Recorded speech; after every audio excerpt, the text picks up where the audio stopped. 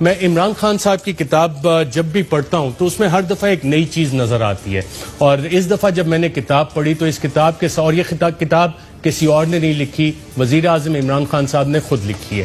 اس کے صفحہ نمبر 222 پہ جب میں گیا، وہاں پہ ایک نام نظر آیا جنرل احتشام ضمیر صاحب کا، اور سیاسی اتحاد بنتے کس طرح ہیں، ٹوٹتے کس طرح ہیں، اس بارے میں وزیر اعظم صاحب نے اپنی اس کتاب میں کیا لکھا تھا، آئیے ناظرین دیکھتے ہیں۔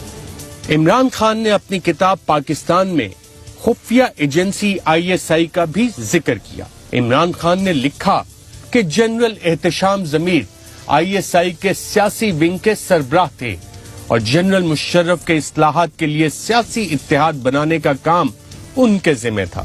عمران خان اپنی کتاب میں لکھتے ہیں کہ پرویز مشرف کے ریفرینڈم کے بعد 2002 میں ہماری دوسری ملاقات ہوئی، جس میں جنرل احتشام ضمیر نے مجھے نیشنل گرینڈ الائنس سے متعلق بتایا، اور تب مجھے دال میں کچھ کالا لگا۔ آنے والے انتخابات میں کون سی جماعت کتنی نشستیں جیتے گی، جنرل احتشام ضمیر نے مجھے اس حوالے سے ISI کا اندازہ بتایا۔ کرپٹ سیاستدانوں سے چھٹکارا حاصل کرنے کے پلان کے بارے میں پوچھنے پر انہوں نے مجھے حقیقت بتائی کہ بدقسمتی سے پاکستان کے لوگوں نے مجرموں و بدماشوں کو ووٹ دیا ہے۔ جلد ہی مجھے اندازہ ہوا کہ ہمیں سبز باغ دکھائے جا رہے ہیں اور وقتی فائدہ حاصل کرنے کے لیے پاکستان کے مفاد کو ٹھیس پہنچائی جا رہی ہے۔ بدقسمتی سے پاکستان میں انٹیلیجنس ایجنسیوں کا یہ وتیرہ رہا ہے کہ انہوں نے تجزیے کیے بنا ہی فیصلے کیے جو کہ ہمارے ملک کے لیے تباہ کن ثابت ہوئے۔ اس طرح کے معاملات کے حوالے سے یہ میرا ISI کے ساتھ پہلا تجربہ تھا۔ میں نے یہ طے کیا کہ مستقبل کے فیصلوں پر ایجنسیوں کو کبھی اثر انداز ہونے نہیں دوں گا۔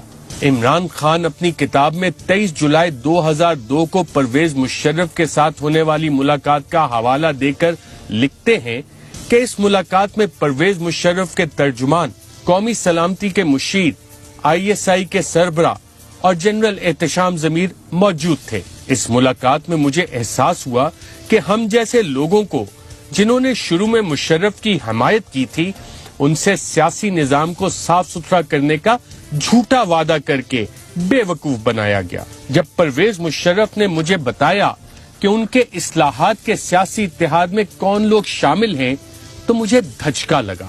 ان لوگوں میں سے کچھ سیاستدانوں کی تو ملک میں کرپشن کی مثالیں دی جاتی تھیں۔ میں نے پرویز مشرف کو بتایا کہ ان لوگوں میں شامل ہونے سے میری ساکھ متاثر ہوگی، کیونکہ میرا شروع سے موقف ہی انسداد بدعنوانی ہے۔ مشرف نے مجھے کہا کہ اگر میں ان کے ساتھ شامل نہیں ہوں گا تو میں ہار جاؤں گا۔ عمران خان اپنی کتاب پاکستان میں یہ بھی لکھتے ہیں کہ پاکستان میں جس سیاسی جماعت کو اسٹیبلشمنٹ کی سرپرستی حاصل ہو، اس کو ہرانا ناممکن ہے۔ ایک بار اسٹیبلشمنٹ اپنی پسند کی جماعت منتخب کر لے تو پھر ضلعی انتظامیہ کا کردار شروع ہو جاتا ہے اور با اختیار مقامی افراد کو اعتماد میں لیا جاتا ہے۔ سب لوگ جیتنے والے کی طرف ہی جانا چاہتے ہیں، کیونکہ صرف جیتنے والا ہی پاورفل بیوروکریسی پر اثر انداز ہو کر اپنے ساتھیوں کی سرپرستی کر